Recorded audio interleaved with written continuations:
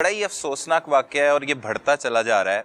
और एक बीवी ने अपने शौहर को उसके पार्टनर के साथ मिलकर मौत के घाट उतार दिया। पहले तो आशना के साथ मिलकर ये वारदातें होती थी, ये पार्टनर है, आशना है।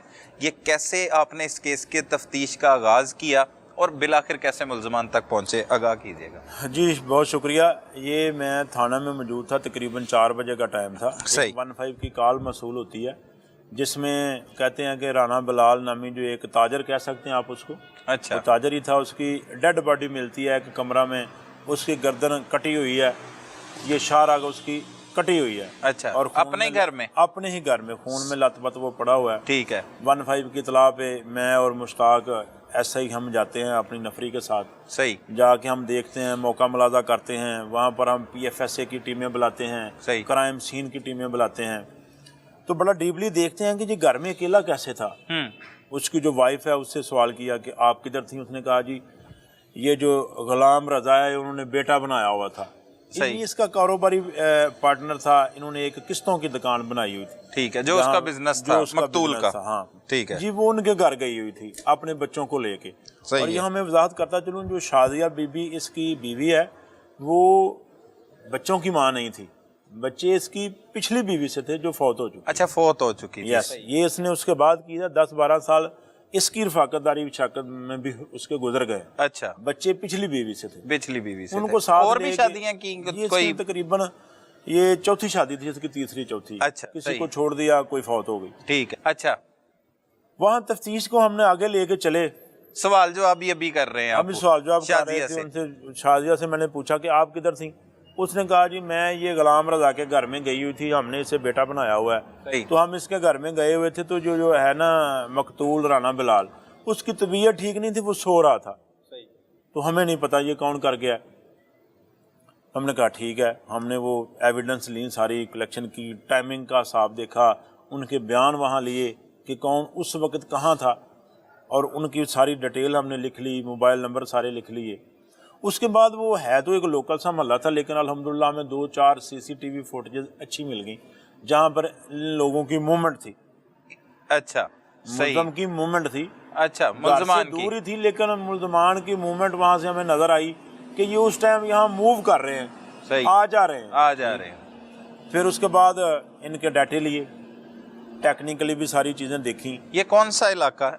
ये बिखी है, बिखी का लोकल इलाका है, महल्ला है बिखी का, एक पुरानी बिखी से कहते हैं, जैसे वो कस्बों में एक पुरानी आबादी होती है। सही है। छोटी तंग गलियों वाली, तंग गलियों वाली आबादी थी। वहाँ पर इतना मतलब कोई बाजार नहीं थे, रश नहीं थे, बहुत कम लोगों का आना जाना था। सही। तो इसलिए फिर हमने वो जब तहकीक की, फिर हमने ये एक और एंड पे देखा, एक और एंगल पे देखा कि इसका बेनिफिशरी कौन है, कि फायदा किससे हो सकता है। बेनिफिशरी भी यही लोग थे, ये गुलाम रजा और वो जो और शाजिया थी। मौके पर जब आप शाजिया से पूछगिछ कर रहे थे तो गुलाम रजा भी मौजूद था वहाँ? गुलाम रजा मौजूद था। अच्छा, बिल्कुल मौजूद था, और बड़ी दाढ़े मार कर रो रहा था। अच्छा, कि मेरा तो ये मतलब बाप था, मेरे इसने बेटा बनाया हुआ था, मेरा कारोबारी ये पार्टनर था, बड़ा जुल्म हो गया, बड़ी ज्यादती हो गई।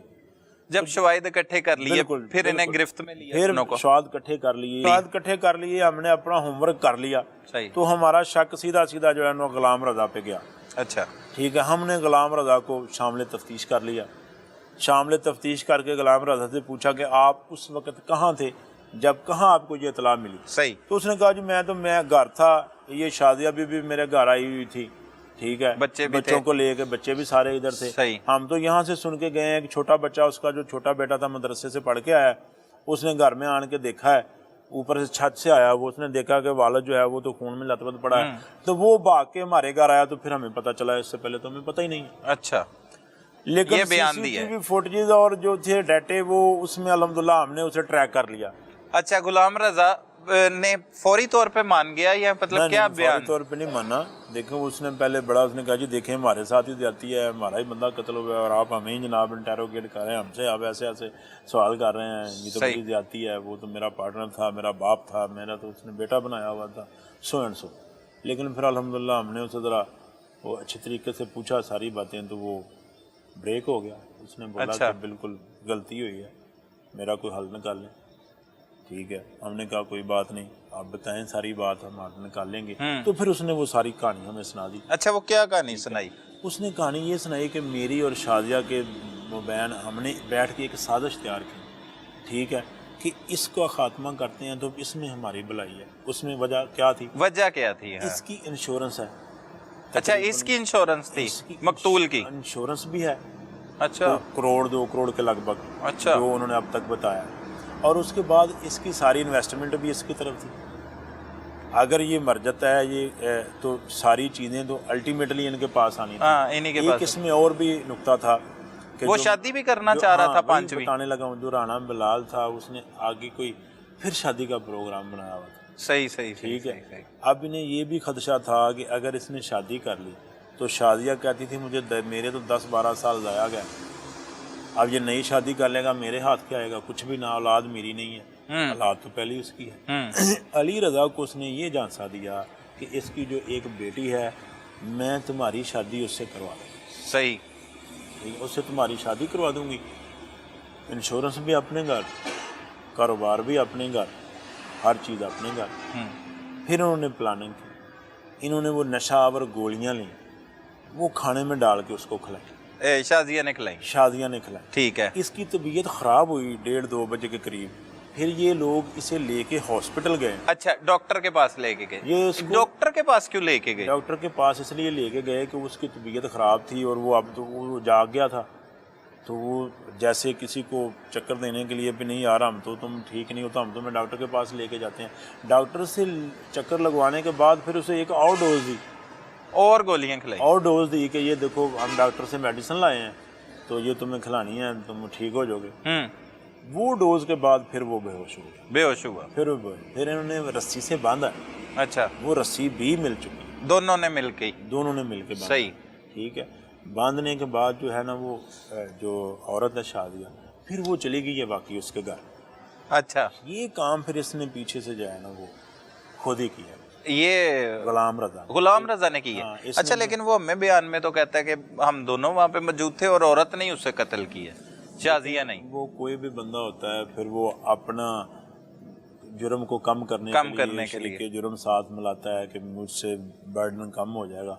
ٹھیک ہے, یہ اس نے ہی چھڑا جو ہے. اچھا, باندھ کے چلی گئی ہے وہ, پھر غلام رضا آ گیا. پھر غلام رضا اس نے نشاور گولیاں کھلائیں, ساتھ اس کے باندھی, ساتھ اس میں شاری شریک ہے. بچنا تو اس نے بھی نہیں, لیکن وہ کریکٹرائز جتنا ہے ان کا وہ اسی طرح ہے. پھر اس نے اس کا گلا کاٹا, شارک کاٹی. ٹھیک ہے, شارک کاٹنے کے بعد یہ بھی چلا گیا. اس نے نہایا, کپڑے دھوئے, وہ اپنا آلہ قتل جو تھا وہ چھپایا.